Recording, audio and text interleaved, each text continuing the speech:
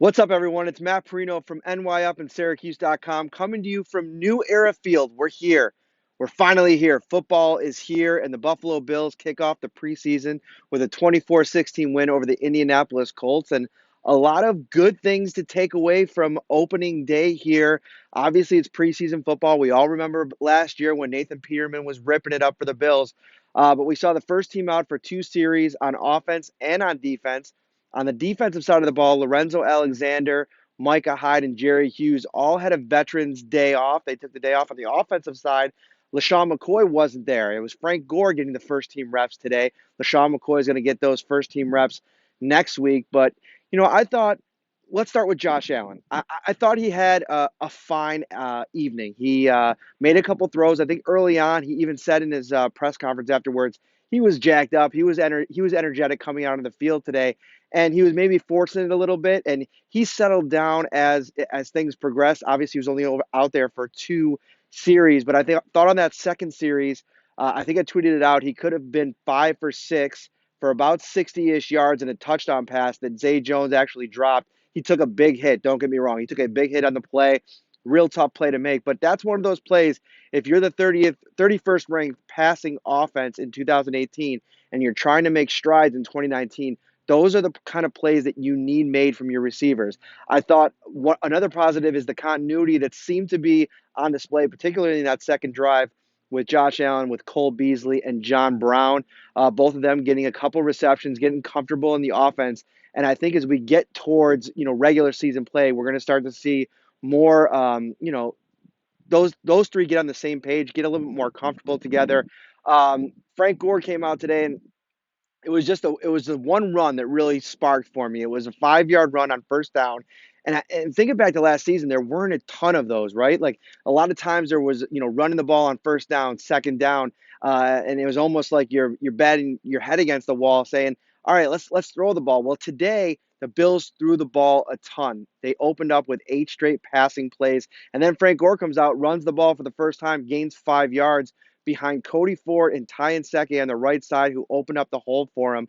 And it's that kind of play that could get your offense into a situation on second down to start, opening up the playbook for Brian Dable. Put Josh Allen in, manageable situations so you can sustain drives and keep things going.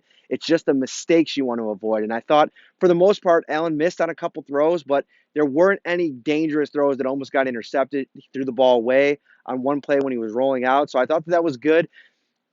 Moving on to the wide receiver battle, I think, guys, we're going to have a lot of a really good battle at the end of that, 5 spot that we've been talking about. When you have Zay Jones, John Brown, Cole Beasley, Robert Foster, and Andre Roberts as your 5 that are going to make this roster. I've been talking about Ray McCloud and how much he stood out to me. Tonight it was Cam Phillips. Again, he just keeps making plays. He caught a touchdown pass from Matt Barkley in the second quarter, brought out his now infamous air guitar celebration. He's pulled it out on a few occasions now. And Isaiah McKenzie, a guy that came in last season, second half of the season, built a little bit of a rapport with Josh Allen. He's continuing to make some plays as well in the game environment. It's been slow going for him in training camp, but you get him out here on the field in a game, and he's making some catches. He even had a nice move in the return game, so he's going to be somebody to track as well. On the defensive side of the ball, it is all about that pass rush, guys. I've been writing about it. I've been talking about it on these videos. And today the Bills had it dialed up, and they didn't have Jerry Hughes and Lorenzo Alexander out there, who are going to be two of the key cogs in that pass rush. Trent Murphy looked like he was had some bounce in his step, had some energy. He made one play where he beat the right tackle on the outside, got to the quarterback, Jacoby Brissett, who happens to be a big guy, couldn't bring him down. And then Ed Oliver, that second wave, he was able to come in, put a hit on the quarterback as well. He couldn't bring down Jacoby Brissett either.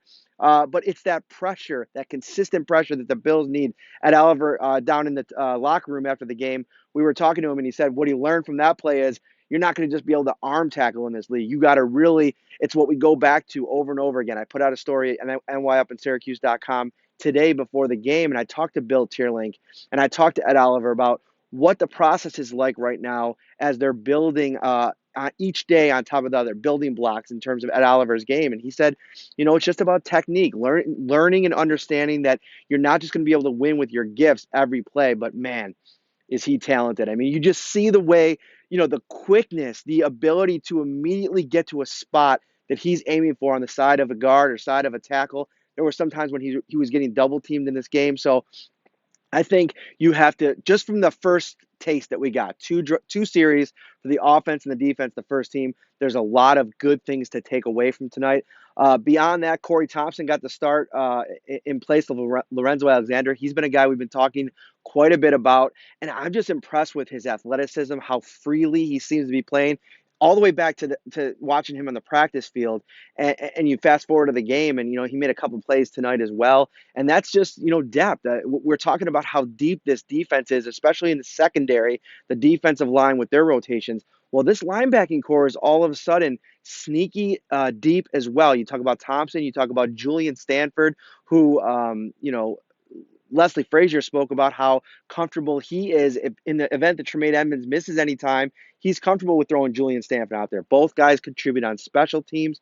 It's a really exciting. I had a friend of mine who's a Bills fan text me tonight. How about this defense? And seriously, I think that what we can be looking at in terms of this defensive unit is something really special in 2019 with the depth, with the returning quality players, and Tremaine Edmonds in the middle of it. He looks just worlds more comfortable than he was a year ago. You see the way that he's methodically studying the game in practice, working with linebacker coach Bob Babich, and you're just seeing the strides in his game, daily on the practice field. And then you see him out here, 4 tackles tonight, flying around the field. He looked great. And finally, before I get out of here, I wanted to mention Jaquan Johnson, a guy that we mentioned who hasn't been making a lot of noise in training camp. Well, tonight he led the Bills in tackles, had one big massive hit, and that's a big deal because you want your draft picks to start figuring out as time goes along. And Jaquan Johnson seems to be a guy that's doing that. Guys, for all of your Buffalo Bills content, you know the drill. Keep it locked on to nyupsyracuse.com. Give me a follow over on Twitter at Matt Parrino. That's where all the content will be. We'll be back right here tomorrow in Orchard Park. The Bills have a practice. Training camp continues, and then we hit the road Monday to Carolina. We'll have coverage from Carolina, from the joint practices, and then next week's preseason game. It's an exciting time of year, guys. I'm always thankful to you for joining along for the ride. Have a great night.